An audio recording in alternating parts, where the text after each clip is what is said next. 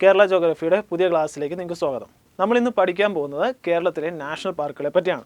പഠിച്ചാൽ മാർക്ക് ഉറപ്പായിട്ട് നമുക്ക് സ്കോർ ചെയ്യാൻ പറ്റുന്നൊരു മേഖലയാണ് കേരളത്തിലെ നാഷണൽ പാർക്കുകൾ. അപ്പോൾ നമുക്ക് ആരംഭിക്കാം. ആദ്യം തന്നെ എന്താണ് നാഷണൽ പാർക്ക് എന്ന് നമുക്ക് പഠിക്കണം. എന്താണ് നാഷണൽ പാർക്ക് എന്ന് പറഞ്ഞാൽ? നാഷണൽ പാർക്ക് എന്ന് പറഞ്ഞാൽ ഏതെങ്കിലും ഒരു സ്പീഷ്യസിനെ സംരക്ഷിക്കാൻ വേണ്ടിയിട്ട്, ചിലപ്പോൾ എന്തായിരിക്കാം ത്രെട്ട് നേരിടുന്നത്, അല്ലെങ്കിൽ ത്രെട്ട് നേരിടുന്ന ഏതെങ്കിലും ഒരു സ്പീഷ്യസിനെ സംരക്ഷിക്കാൻ വേണ്ടിയിട്ട്, അല്ലെങ്കിൽ ഏറ്റവും കൂടുതൽ സെക്യൂരിറ്റി നൽകാൻ, ആ സ്പീഷ്യസിന് ഏറ്റവും കൂടുതൽ സെക്യൂരിറ്റി നൽകുന്നതിന് വേണ്ടിയിട്ട് ഹൈ സെക്യൂരിറ്റി പ്രൊവൈഡ് ചെയ്യുന്ന ഒരു മേഖലയാണ്, അല്ലെങ്കിൽ അതൊരു പദ്ധതിയാണ് ഏത് ഈ നാഷണൽ പാർക്കുകൾ എന്ന് പറയുന്നത്. അപ്പോൾ നമ്മൾ നോക്കുകയാണെങ്കിൽ കേരളത്തിൽ ഏകദേശം എത്ര നാഷണൽ പാർക്കുണ്ട്? കേരളത്തിൽ 6 നാഷണൽ പാർക്കുകളുണ്ട്. കേരളത്തിൽ എത്ര നാഷണൽ പാർക്കുകളാണ് ഉള്ളത്? 6 നാഷണൽ പാർക്കുകളാണ് കേരളത്തിലുള്ളത്. അതായത് നാഷണൽ പാർക്ക് നമ്മൾ പറഞ്ഞു, ചിലതെന്തായിരിക്കാം ഏറ്റവും കൂടുതൽ വംശനാശ ഭീഷണി നേരിടുന്ന മൃഗങ്ങളെ സംരക്ഷിക്കുന്നതിന് വേണ്ടിയിട്ടായിരിക്കും ഏത് നാഷണൽ പാർക്കുകൾ, അല്ലെങ്കിൽ കൂടുതൽ സെക്യൂരിറ്റി കൊടുക്കേണ്ട ഈ സ്പീഷ്യസിനെ സംരക്ഷിക്കുന്നതിന് വേണ്ടിയിട്ടാണ് നാഷണൽ പാർക്ക് എന്ന് പറയുന്ന ഒരു കൺസെപ്റ്റ് കൊണ്ടുവന്നിരിക്കുന്നത്. കേരളത്തിൽ മുഴുവൻ 6 നാഷണൽ പാർക്കാണുള്ളത്. നമ്മളിവിടെ തുടങ്ങുകയാണ്. ഇരവികുളം ഇടുക്കി ജില്ലയിലാണ് സ്ഥിതി ചെയ്യുന്നത്. നാഷണൽ പാർക്ക് നിലവിൽ വന്നത് 1978. അടുത്ത സൈലന്റ് വാലി പാലക്കാട് ജില്ലയിലാണ്. 1984 നിലവിൽ വന്നു. മതികട്ടാഞ്ചോല ഇടുക്കി ജില്ല 2003. പാമ്പാടും ചോല ഇടുക്കി ജില്ല 2003. ആനമുടി ചോല ഇടുക്കി ജില്ല 2003. ഇതിനകത്ത് നോക്കുക, സൈലന്റ് വാലി മാത്രം പാലക്കാട് ജില്ല. ബാക്കി എല്ലാ നാഷണൽ പാർക്ക് സ്ഥിതി ചെയ്യുന്ന അവിടെ തന്നെയാണ്, ഇടുക്കി ജില്ലയിലാണ്. അവസാനം നമ്മൾ പറഞ്ഞ മതികെട്ടാൻ ചോല, പാമ്പാടും ചോല, ആനമുടി ചോല ഇവ നിലവിൽ വന്ന വർഷം ഏതാ? 2003. ഏറ്റവും കൂടുതൽ നാഷണൽ പാർക്കുകളുള്ള ജില്ല ഏതാണെന്ന് ചോദിച്ചാൽ ഏത് തന്നെയാണ്? ഇടുക്കി ജില്ലയിലാണ് സ്ഥിതി ചെയ്യുന്നത്. അപ്പോൾ നമ്മൾ പറഞ്ഞു കേരളത്തിൽ മൊത്തം 6 നാഷണൽ പാർക്കുണ്ട്. പക്ഷേ ഇത് എണ്ണിയപ്പോൾ നമുക്ക് 5 ഉള്ളൂ. ഇനി വല്ല തെറ്റിപ്പോയതാണോ? അല്ല. കാരണം എന്താ? നമ്മുടെ PSCയുടെ ഉത്തരപ്രകാരം കേരളത്തിൽ എത്ര നാഷണൽ പാർക്കേ ഉള്ളൂ? 5 നാഷണൽ പാർക്കേ ഉള്ളൂ. സൂക്ഷിച്ചോണം. കാരണം എന്താ? ഈ നാഷണൽ പാർക്കുകൾ അവസാനമായിട്ട് റിപ്പോർട്ട് തരുന്ന ആരാണ്? നാഷണൽ പാർക്കുകളുടെ എണ്ണം ഇതെല്ലാം റിപ്പോർട്ട് തരുക സെൻട്രൽ ഗവൺമെൻറ് ആണ്. സെൻട്രൽ ഗവൺമെൻറ്റിൻ്റെ നാഷണൽ പാർക്ക് എന്ന ലിസ്റ്റിൽ കേരളത്തിൽ നിന്ന് എത്ര നാഷണൽ പാർക്കുണ്ട്? 6 നാഷണൽ പാർക്കുണ്ട്. അപ്പോൾ ഇതിൽ നിന്ന് എഴുതാൻ വിട്ടുപോയ നാഷണൽ പാർക്ക് ഏതായിരിക്കും? പെരിയാർ. ഏത് നാഷണൽ പാർക്കാ? പെരിയാർ. ഈ പെരിയാർ നാഷണൽ പാർക്കിൻ്റെ ഏരിയ 350 ചതുരശ്ര കിലോമീറ്ററാണ്. 350. ഈ ഏരിയ എന്ന് പറയുന്നത് നമ്മുടെ ഏറ്റവും അവസാനമായിട്ട് സെൻട്രൽ ഗവൺമെൻറ് പ്രസിദ്ധീകരിച്ചിട്ടുള്ള റിപ്പോർട്ടിൽ നിന്നുള്ള ഏരിയ ആണ് 350. പല പ്രസിദ്ധീകരണങ്ങളിലും പല ഏരിയകൾ നമുക്ക് കാണാം. പക്ഷേ സെൻട്രൽ ഗവൺമെൻറ്റിൻ്റെ ലിസ്റ്റ് പ്രകാരം എത്രയാണ്? 350 ചതുരശ്ര കിലോമീറ്ററാണ് എന്തിൻ്റെ ഏരിയ? പെരിയാർ നാഷണൽ പാർക്കിൻ്റെ ഏരിയ. അപ്പോൾ പെരിയാർ കൂടി എത്ര എണ്ണം ഉണ്ട്? മൊത്തത്തിൽ 6 എണ്ണം. PSC ഒഴികെ ബാക്കി ഏത് പരീക്ഷ നിങ്ങളോട് ചോദിക്കുവാണ് കേരളത്തിലെ നാഷണൽ പാർക്കുകളുടെ എണ്ണം എത്രയാണെന്ന്, നിങ്ങൾ എത്ര ഉത്തരം കൊടുക്കണം? 6 കൊടുക്കണം. PSC ചോദിച്ചാൽ നിങ്ങൾ എത്ര കൊടുക്കാവുള്ളൂ? 5 കൊടുക്കണം. കള്ളം പറയാൻ പഠിക്കണം. എത്ര കൊടുക്കണം? 5 മാത്രമേ കൊടുക്കാവുള്ളൂ. 5 ആണ് എന്തിൻ്റെ ഉത്തരം? PSCയുടെ ഉത്തരം. അപ്പോൾ നമുക്ക് നാഷണൽ പാർക്കുകൾ ഡീറ്റെയിൽ ആയിട്ട് തന്നെ പഠിക്കാം. വളരെ ഇമ്പോർട്ടൻ്റ് ആയിട്ടുള്ളൊരു മേഖല തന്നെയാണ് നാഷണൽ പാർക്ക്, കേരളത്തിലെ നാഷണൽ പാർക്ക്. അപ്പോൾ ആദ്യത്തെ ഏറ്റവും തുടക്കത്തിലാണ് നമ്മൾ അതിൻ്റെ വലിപ്പത്തിൻ്റെ അടിസ്ഥാനത്തിലാണ്, ഓർഡറിലാണ് പഠിക്കുന്നത്. അപ്പോൾ ഫസ്റ്റ് വരുന്നത് ഇരവികുളം. ഏതാ? Eravikulam national park. ഈ ഇരവികുളം നാഷണൽ പാർക്കിൻ്റെ ഏരിയ എത്രയാണ്? 97 ചതുരശ്ര കിലോമീറ്ററാണ്. ചതുരശ്ര കിലോമീറ്റർ. ഇരവികുളം നിലവിൽ വന്നപ്പോൾ അതെന്തായിരുന്നില്ല? നാഷണൽ പാർക്ക് ആയിരുന്നില്ല. ഇരവികുളം നിലവിൽ വന്നപ്പോൾ അവിടെ എന്തല്ലായിരുന്നു? അത് നാഷണൽ പാർക്ക് അല്ലായിരുന്നു. പക്ഷെ അവിടെ എന്തുണ്ട്? വംശനാശ ഭീഷണി നേരിടുന്ന വരയാട്, തമിഴ്നാടിൻ്റെ ഔദ്യോഗിക മൃഗമായിട്ടുള്ള വരയാട് എവിടെയുണ്ട്? ഇരവികുളം വന്യജീവി സങ്കേതം, ഇരവികുളം നാഷണൽ പാർക്കിലുണ്ട്. അതുകൊണ്ട് തന്നെ നമ്മുടെ ഇരവികുളം ആദ്യം വന്യജീവി സങ്കേതമായിട്ടായിരുന്നു പ്രഖ്യാപിച്ചത്. ഏത് വർഷം? 1975. PSC ഇരവികുളം വന്യജീവി സങ്കേതം നിലവിൽ വന്ന വർഷം ഏതാണ് എന്ന് ചോദിച്ചാൽ 1975 എഴുതിക്കോണം. നാഷണൽ പാർക്കാണെങ്കിൽ എഴുതരുത്, വന്യജീവി സങ്കേതമാണെങ്കിൽ 75. നമ്മുടെ വരയാട് വംശനാശ ഭീഷണി നേരിടുന്ന ഒരു സ്പീഷ്യസ് ആണ്. അതുകൊണ്ട് തന്നെ അതിനെന്ത് വേണം? കൂടുതൽ സെക്യൂരിറ്റി കൊടുക്കണം. അത് വംശനാശ ഭീഷണിയിലേക്ക് എത്തിപ്പെടാതെ, അത് മുഴുവൻ ഇല്ലാതാകാതിരിക്കാൻ വേണ്ടിയിട്ട് കൂടുതൽ സെക്യൂരിറ്റി കൊടുക്കണം. അപ്പോൾ അതിൻ്റെ ഭാഗമായിട്ട് എന്തായിട്ട് പ്രഖ്യാപിക്കുകയാണ്? National park.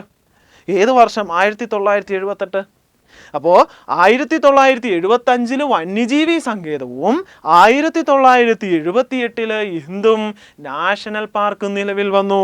നമ്മുടെ ഇരവികുളത്തിലേക്കുള്ള പ്രവേശന കവാടം, ഇരവികുളം എത്തുന്നതിന് മുമ്പ് ഉള്ളൊരു സ്ഥലമാണ്. അപ്പോൾ എന്താണ് അതിൻ്റെ പ്രവേശന കവാടം എന്ന് നമ്മൾ പറയും. ഇരവികുളം അത് കഴിഞ്ഞാലല്ലേ നമുക്ക് ഇരവികുളത്ത് എത്തുള്ളൂ.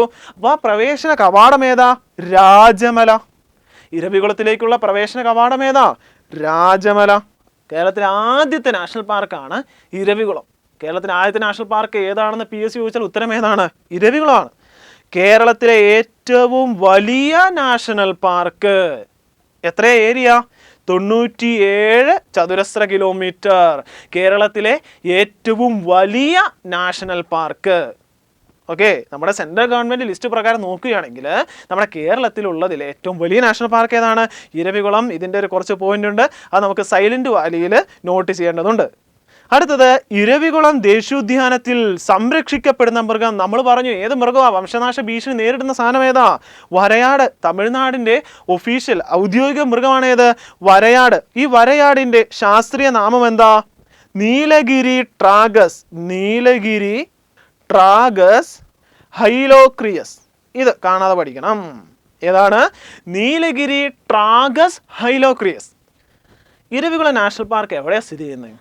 ഏത് ജില്ലയിലാണ് സ്ഥിതി ചെയ്യുന്നത്? ഇടുക്കി ജില്ല. ഏത് താലൂക്കിൽ? ദേവികുളം താലൂക്ക്.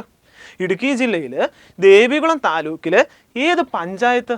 മൂന്നാർ പഞ്ചായത്തിൽ സ്ഥിതി ചെയ്യുന്നു. അതായത് ഇടുക്കി ജില്ലയിൽ ദേവികുളം താലൂക്കിൽ മൂന്നാർ പഞ്ചായത്തിൽ സ്ഥിതി ചെയ്യുന്നു. ഏത്?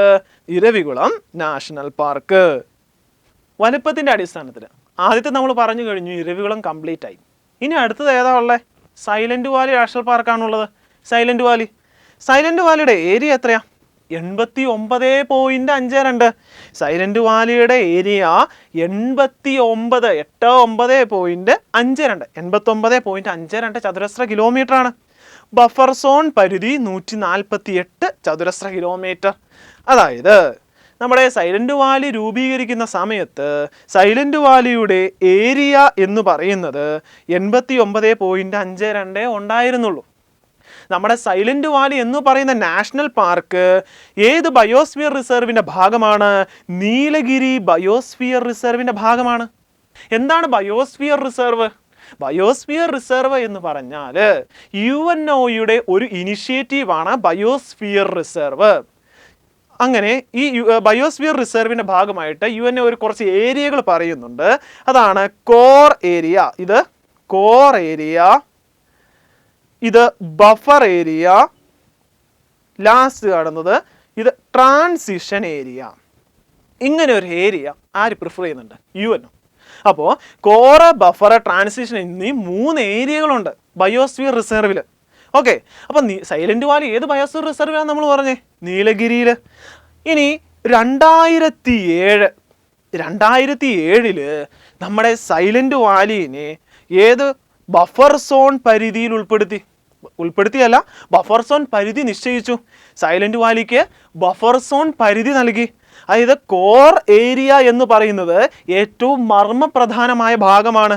ബഫർ ഏരിയ എന്ന് പറയുന്നത് ഈ കോർ ഏരിയനെ സംരക്ഷിക്കുന്നതിന് വേണ്ടിയിട്ടുള്ള ഒരു ഏരിയയാണ്.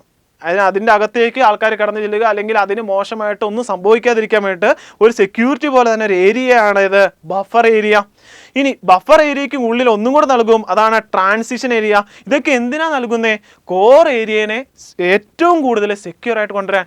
നമ്മുടെ സെൻട്രൽ ഗവൺമെൻറ്റിൻ്റെ ലിസ്റ്റ് പ്രകാരം അവരുടെ അവസാനത്തെ 2019 ഏറ്റവും ലാസ്റ്റ് റിപ്പോർട്ട് ഇറക്കിയത്. അവരുടെ ലിസ്റ്റ് പ്രകാരം ബഫർ സോൺ പരിധി എന്ന് പറയുന്നത് നാഷണൽ പാർക്കിൻ്റെ ആക്ച്വലി ഉള്ള ഒരു ഏരിയ ആയിട്ട് പെടുന്നില്ല. അതായത് ഈ 148 ഉൾപ്പെടുന്നില്ല. നാഷണൽ പാർക്കിൻ്റെ ഏരിയ എത്രയേ ഉള്ളൂ? 89.52. ഇതിനെ സംരക്ഷിക്കുന്നതിന് വേണ്ടിയിട്ട് 89.52 എന്ന ഏരിയനെ സംരക്ഷിക്കുന്നതിന് വേണ്ടിയിട്ടാണ് 148 എന്ന് പറയുന്ന ഏരിയയും കൂടെ കൂട്ടിച്ചേർത്തിട്ടുള്ളത്. യഥാർത്ഥ നാഷണൽ പാർക്കിൻ്റെ ഏരിയ എത്രയേ ഉള്ളൂ? 89.52 ഉള്ളൂ. കേരളത്തിലെ ഏറ്റവും വലിയ നാഷണൽ പാർക്ക് ഏതാണെന്ന് ചോദിച്ചാൽ ഉത്തരം ഏതാണ്? ഇരവികുളം. പക്ഷേ എന്ത് സംഭവിച്ചു എന്നറിയോ?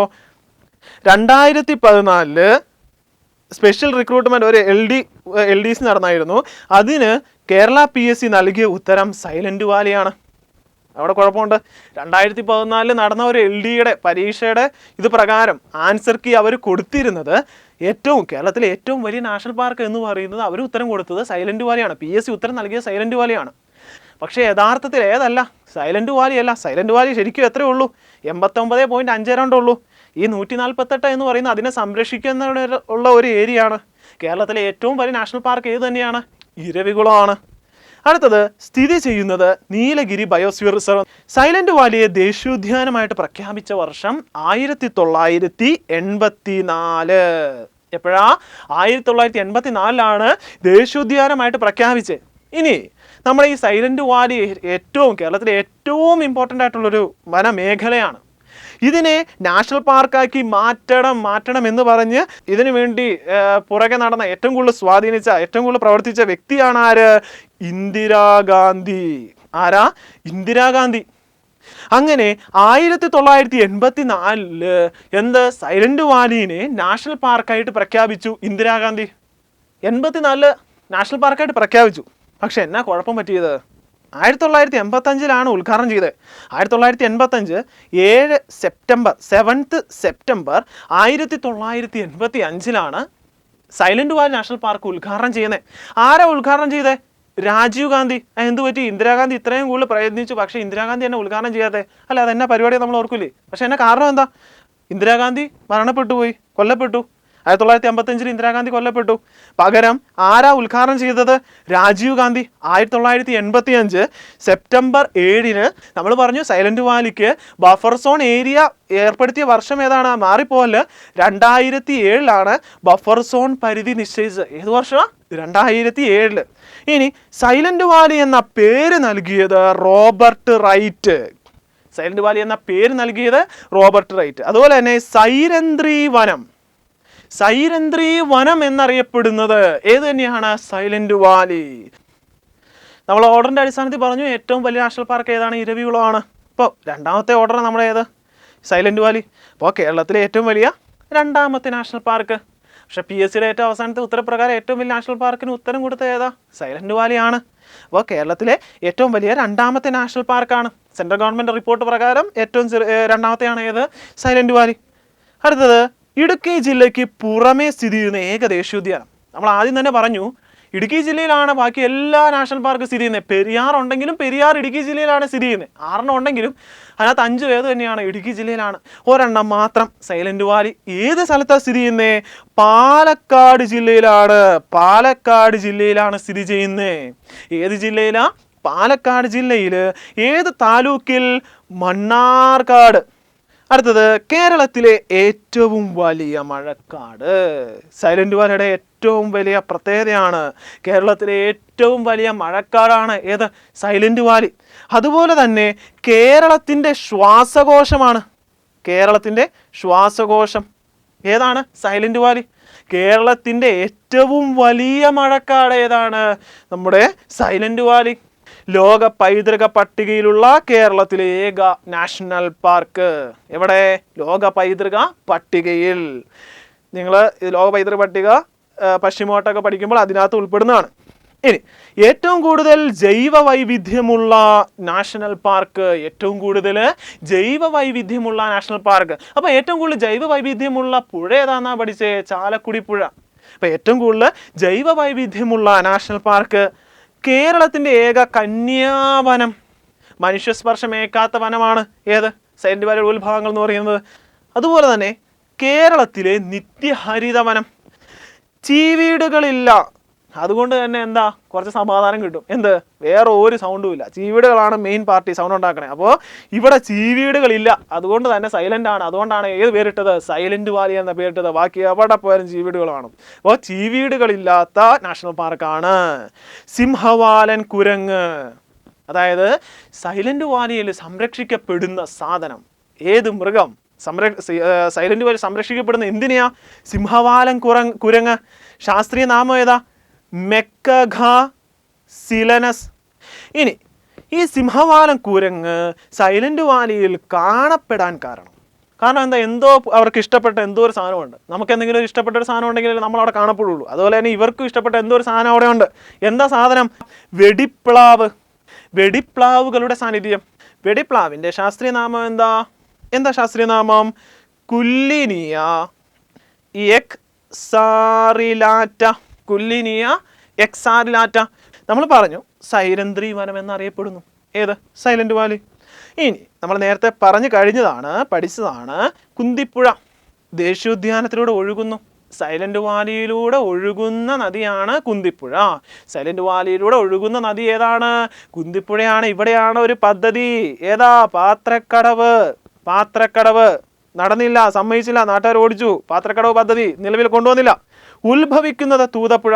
OV വിജയൻ്റെ ഗുരുസാഗരം ഇതിനെ ബേസ് ചെയ്തിട്ടാണ്, തൂതപ്പുഴയെ ബേസ് ചെയ്തിട്ട്. അപ്പോൾ ദേശീയോദ്യാനത്തിലൂടെ ഒഴുകുന്നത് കുന്തിപ്പുഴ, ഉത്ഭവിക്കുന്നത് തൂതപ്പുഴ. സൈലന്റ് വാലിയിലെ ഗോത്ര വിഭാഗം. സൈലന്റ് വാലിയിലെ ഗോത്ര വിഭാഗങ്ങൾ ഏതൊക്കെയാണെന്നാണ്? ഇരുളറുണ്ട്, മുകുടർ, കുറുമ്പർ. ഇരുളർ, മുകുടർ, കുറുമ്പർ. അടുത്തത് 25 വർഷം, അതായത് സൈലന്റ് വാലിയുടെ 25 വർഷം പൂർത്തിയായപ്പോൾ 25ാം വാർഷികം പ്രമാണിച്ച് ഇവർ സ്റ്റാമ്പ് ഇറക്കി. സൈലന്റ് വാലിയുടെ സ്റ്റാമ്പ് ഇറക്കി. ഏത് വർഷമാണ്? 2009. സൈലന്റ് വാലി നിലവിൽ വന്ന് 25 വർഷം പൂർത്തിയാക്കിയപ്പോൾ എന്ത് ചെയ്തു? ഇന്ത്യയിൽ അങ്ങനെ ഒരു പദ്ധതിയുണ്ട്, അങ്ങനെ പരിപാടിയുണ്ട്. ഏതെങ്കിലുമൊക്കെ പൂർത്തിയാകുമ്പോൾ എന്തിറക്കും? അതായത് തന്നെ സ്റ്റാമ്പ് ഇറക്കും. നമ്മുടെ സ്വന്തം ഫോട്ടോ വെച്ചൊക്കെ സ്റ്റാമ്പ് ഇറക്കുന്നുണ്ട്, ഇറക്കാൻ പറ്റും. അതുപോലെ തന്നെ 25 വർഷം പൂർത്തിയായപ്പോൾ പുറത്തിറങ്ങിയ സ്റ്റാമ്പാണേത്? ഏത് വർഷമാണ്? 2009. നാഷണൽ പാർക്കിൽ, കേരളത്തിലെ നാഷണൽ പാർക്കിൽ വലിപ്പത്തിൽ 3ാം സ്ഥാനത്ത് വരുന്ന നാഷണൽ പാർക്ക് ഏതാ? മതികെട്ടാൻചോല. അപ്പോൾ നാഷണൽ പാർക്കായിട്ട് പ്രഖ്യാപിച്ചത് 2003 2003 നാഷണൽ പാർക്കായിട്ട് പ്രഖ്യാപിച്ചു. ചോലപ്പുൽമേടും ആവാസ വ്യവസ്ഥയൊക്കെ എന്തിൻ്റെ സവിശേഷതയാണ്? ഈ നാഷണൽ പാർക്കിൻ്റെ പ്രത്യേകതകളാണ്. അടുത്തതാണ് ആനമുടി ചോല. ഇനി എല്ലാം പേരും അതിൻ്റെ ഏരിയ മാത്രം പഠിച്ചാൽ മതി. ആനമുടി ചോല 7.5 ഏരിയ ഉള്ളൂ. 7.5. ഏറ്റവും ചെറിയ 2ാമത്തെ നാഷണൽ പാർക്ക് ആനമുടി ചോല. ഇടുക്കി ജില്ലയാണ് നമ്മൾ പഠിച്ചു. ഏത് വർഷം പറയേണ്ട കാര്യമില്ലോ, 2003. കേരളത്തിലെ ഏറ്റവും ചെറിയ നാഷണൽ പാർക്ക് ഏതാ? അങ്ങനെ ഒരുത്തം ചോദിച്ചാൽ നിങ്ങൾ എന്ത് പറയും? പാമ്പാടും ചോല. പാമ്പാടും ചോല. കിഴക്കോട്ടുള്ള നദികളിൽ ഏറ്റവും ചെറുത് ഏതാ? പാമ്പാർ. കേരളത്തിലെ ഏറ്റവും ചെറിയ നാഷണൽ പാർക്ക് ഏതാ? പാമ്പാടും ചോല. പാമ്പാടും ചോല. വിസ്തൃതി 1.38 ചതുരശ്ര കിലോമീറ്ററാണ്. വന്യജീവി സങ്കേതമായിട്ട് പ്രഖ്യാപിച്ച് നമ്മൾ പഠിച്ചു കഴിഞ്ഞു 2003. കേരളത്തിലെ ഏറ്റവും ചെറിയ ദേശീയോദ്യാനമാണ് സ്ഥിതി ചെയ്യുന്നത് എവിടെയാ? ഇടുക്കി ജില്ല. മറ്റൊരു ക്ലാസ്സിൽ നമുക്ക് വീണ്ടും കാണാം. നന്ദി.